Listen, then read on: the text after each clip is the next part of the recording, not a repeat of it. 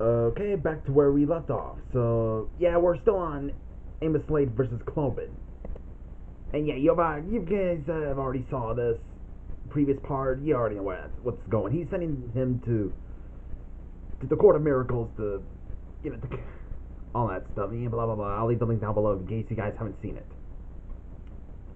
Yeah, this fight is made by 73 Windman, and yeah, the video is very lagging, isn't it? I remember when History Buff always does commentaries whenever the video lags. He goes like, lagging, lagging, lagging, will you please just go away? I'm like, that sounds like something for a middle school, or actually an elementary school theme. Hey, show us one of the cards. And yep, he's stepping into a booby trap. Oh. And actually, I will admit, if you've seen The Hunchback of Notre Dame and how he's basically being like a gentleman kind of way and suave, like, actually, I'm not gonna lie, he would actually make a really good villain. Come on, just admit, he would actually make a very good villain.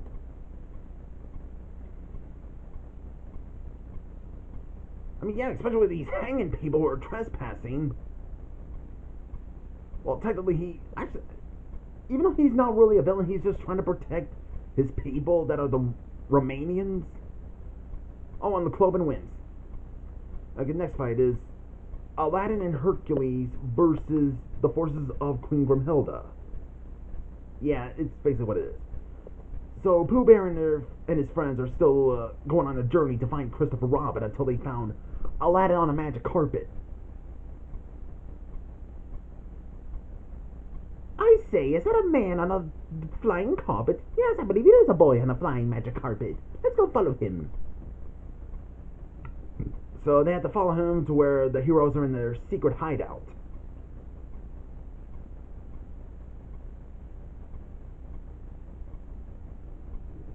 Uh-huh. Until... Hold on.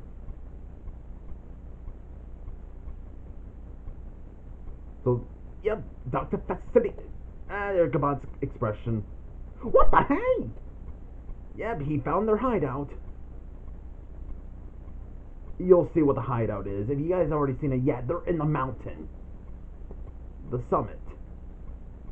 Probably not a good idea because there might be an avalanche.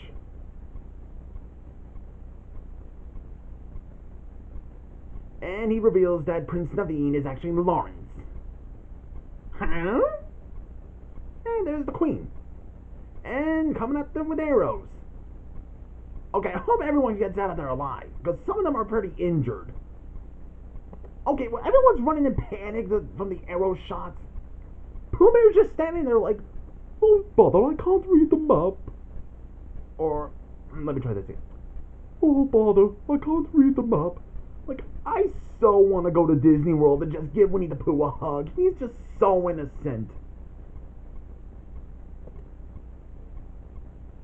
Again, they're just standing there like, whoa, take it easy, bro.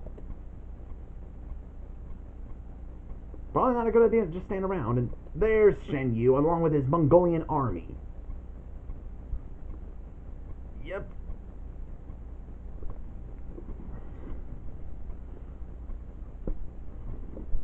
Yo.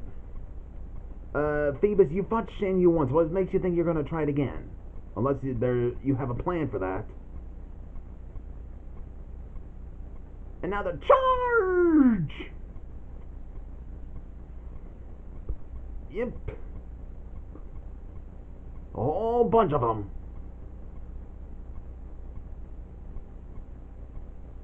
Looks like it'll be Lady Cut guns in the fight. Yeah, I know these are the thieves from that Mulan 2, the bandits or whatever, which they kind of do look like the Huns from the first Mulan movie. Even though they're not really Huns, they're Mongolian, which I think Disney just called them the Huns just to avoid, just in case I might get a controversy. Yeah, even though Mulan 2 was a horrible sequel. And now they're going to get their embarrassing defeat. Defeat by a chicken. Oh, then Aladdin has to fight them too. And what she summons is a prehistoric animal. Hold on.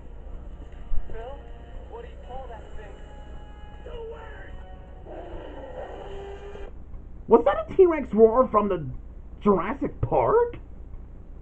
Holy crap, it is! Even though Fantasia had characters being mute while the classical musics are playing, but now we're hearing the T-Rex sounding like that T-Rex from Jurassic Park, which is interesting. Yeah, and Ichabod's like, see ya guys, I'm getting out of here. And they're all still charging. Looks like Ichabod just ran into Shan Yu by accident. Huh, interesting. That was the same. That's a good editing of using the Headless Horseman sword swinging the Ichabod, but it's making it like Shan Yu is trying to kill him.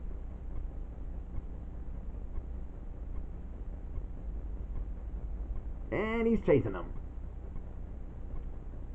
Oh, you better... Uh-oh. Oh, that T-Rex better not eat Winnie the Pooh and his friends, because that'll break our childhood hearts. Oh, looks like Hercules just throw that rock at him. My bet's on Hercules. Looks like... Uh-oh. And Donald accidentally caused an avalanche. Yeah, probably not a good idea to go to a mountain where it might cause an avalanche. I didn't do it! Okay. Yeah, if you saw an avalanche, you would probably react the same, like, holy crap! Yep. Yeah. Okay, interesting fact. Both Winnie the Pooh, the Tigger movie, and Mulan do have avalanche. Well, they're running fast, like... One thing I love about the Villains War series, or the Heroes vs. Villains, is that they use editing to make it like they're in the same scenes. For example, Tigger movie and Mulan have avalanche scenes. And now they're gonna run away! Run away!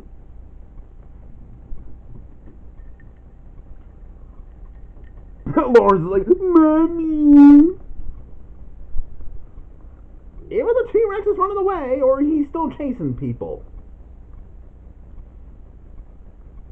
And of course, Shan Yu is trying to avoid...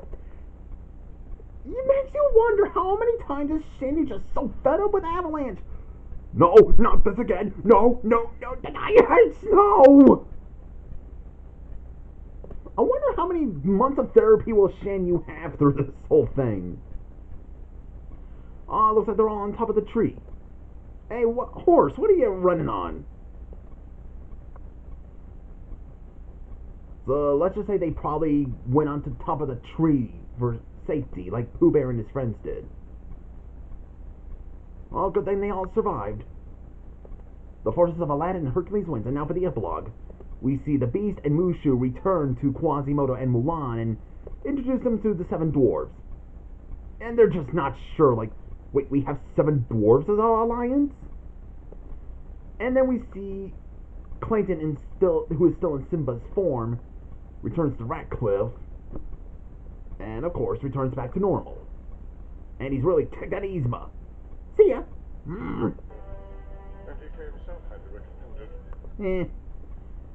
Okay, and the avalanche has stopped, and... Yep, they're all okay.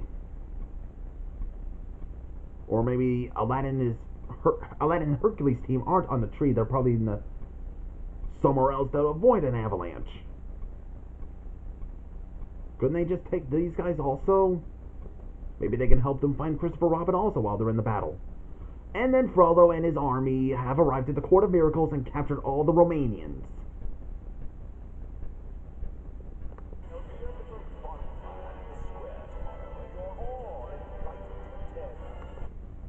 Again, if you guys wonder why I'm calling them Romanians instead of, the G word, if you already saw my first part of the commentary, if you haven't, I'll leave the link down below. Then we see Mowgli meeting up with the real Simba, teaching him a lesson.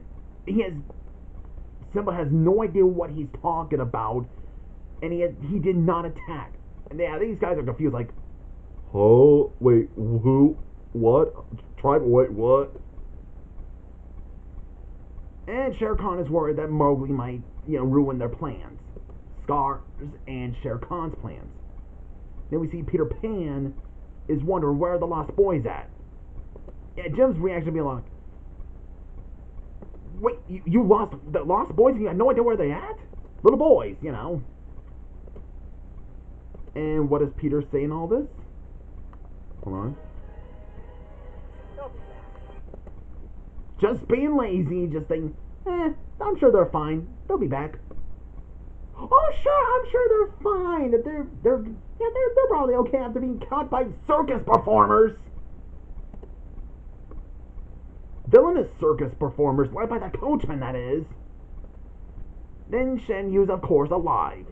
Of course. Then we see Queen Grimhilda, along with the Animal Cruelty Squad, had decided to join Queen Grimhilda.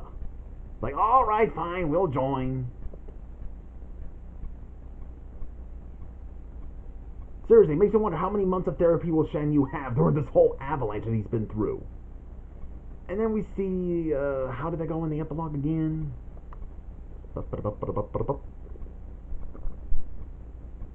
Oh yeah, Bambi and a whole bunch of other animals lost in the forest find each other, but can't shake the feeling that something terrible might happen. I'm gonna guess it's probably had to do with a firebird. Hey, these cows are okay. Well, we haven't seen them since they fought Zero, that is. Then we see Gurgi has found Terran along with the League of Gentlemice. And then he has to free them. Okay, maybe they're not in the mice cells. What did Ratigan leave all multiple mouse traps all over them? Or any kind of deadly ones, that is. And they freed Robin Hood also. And then we see Hades has summoned forth monsters for Maleficent. The Hydra, Monstro. Are we sure we can consider him a monster? He's such a giant whale. And again, he could be called the monster of the deep sea. And the Headless Horseman. Well, about time we see him. So that was Disney Heroes vs. Villains, Round 8, Part 2. This round was pretty good. Just saying. So, yeah, see you guys in the next video.